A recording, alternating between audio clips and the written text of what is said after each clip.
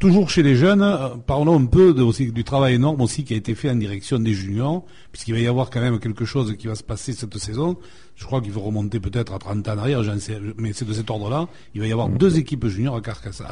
Voilà. Alors là, avant d'entamer quelques discussions, un monument là aussi, c'est Alain Henrieux. C'est un garçon qui nous a proposé l'année dernière de venir nous donner un coup de main. On a reçu un mail une fois là. Il aime beaucoup les mails. Ah, c'est un spécialiste. Moi, non, mais bon, lui, c'est un spécialiste de ça. Donc, c'est le fils de la famille Andrieux qui était à l'époque à la SEC du côté quand il y avait mon oncle, toute cette équipe-là. Exactement. Et qui se sont occupés terriblement de la SEC, ces gens. Ah oui. Et donc, c'est son fils qui nous a envoyé un mail au club, là j'étais justement, en se proposant, en habitant la Nouvelle, de venir donner un coup de main, mais pour les jeunes, pour les juniors. Bon, parce qu'il avait vu, il suivait la SEC quand même, il avait vu qu'il y avait une déconfiture totale de l'équipe junior, et ça, il pouvait pas le supporter. On l'a accueilli, bien entendu, les bras ouverts, au cours d'une réception, je m'en rappellerai toujours avec Christian Esteban, sous le chapiteau au stade. J'avais dit à Christian, écoute, surveille il y a un monsieur qui arrive, là je le connais pas, toi non plus, et tu essaieras de voir. Bon, au bout d'un moment, je vais voir Christian, je lui dis alors, mais je l'ai pas vu, je sais pas, il est pas venu, je sais pas. Bon, on rentre, on se met autour d'un tonneau pour boire un coup, et puis on parlait de ce monsieur Andrieux. Et à côté, il y a quelqu'un qui dit, mais c'est moi.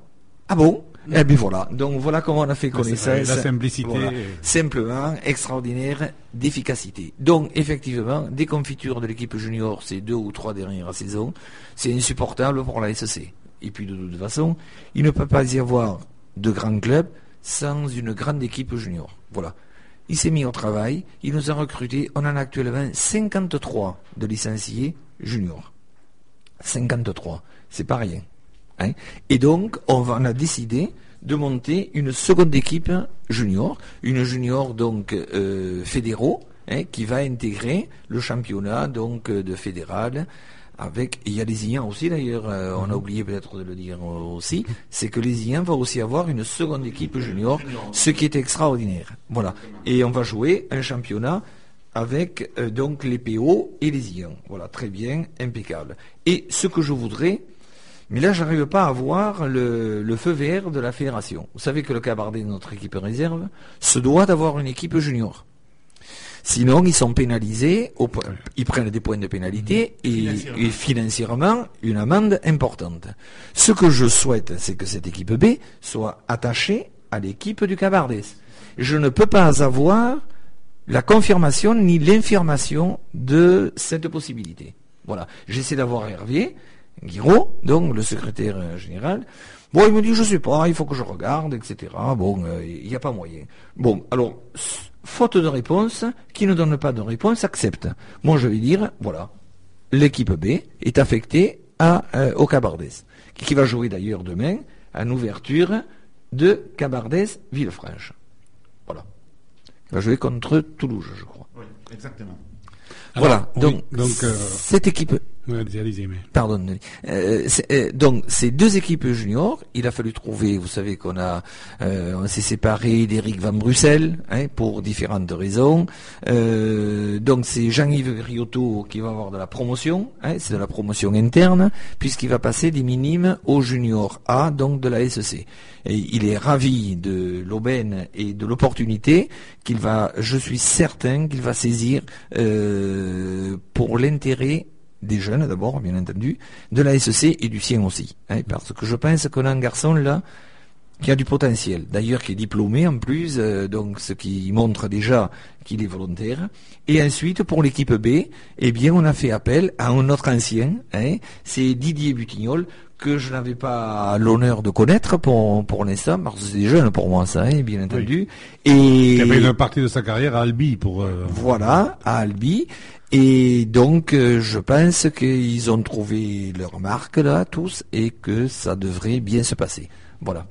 Et puis on a vu, pour les avoir vus à Bachas lors du tout premier match, il y avait un encadrement médical, les soigneurs, les porteurs d'eau. Enfin, il y avait du monde tout autour de ces juniors. C'est ce qui était aussi une nouveauté et qui est intéressant. Alors, aimer aussi, on va continuer à parler des jeunes, mais là des plus jeunes, avec cette idée de lancer dans les villages autour de Carcassonne des écoles de rugby. Voilà. Alors ça, c'est une volonté que nous avions mise en place déjà depuis 2 ans. Avec Olivier Janzac, on était allé à La Valette, parce que Jésus Tolomio est un trésiste convaincu, le maire de La Valette, pour essayer de monter une école. Déjà, j'avais cette idée un peu en tête. Et puis, le temps a passé, ça ne s'est pas fait parce que ça posait des problèmes administratifs. Il fallait monter une association, trouver un président. Visiblement, ça embêtait Jésus. Tolomio, bien sûr. Ça embêtait Jésus Tolomio. Et donc, on a changé notre fusil d'épaule et on a décidé que c'était la SEC qui allait prendre la structure en main. Encore une structure que la SEC va gérer. C'est-à-dire que c'est la SEC qui va assurer l'encadrement, qui va fournir les licences, grâce donc au comité de l'Aude, et merci Bernard, on va faire ça. Par contre, à charge pour les mairies, de nous fournir les installations sportives, et de nous faire de la publicité pour faire venir donc les gamins. Voilà. Ça va s'adresser à des jeunes, à partir de 6 ans, il faut pas quand même rêver.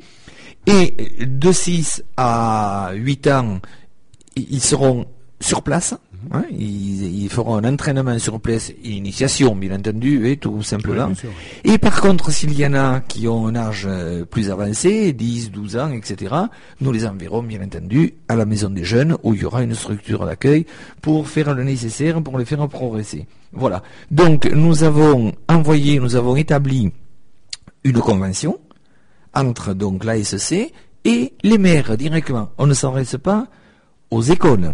Vous avez bien remarqué. Oui, on appelle ça école parce que c'est quand même une école vu qu'on va former des jeunes, bien entendu, mais on ne s'en reste pas spécialement aux écoles publiques donc des villages.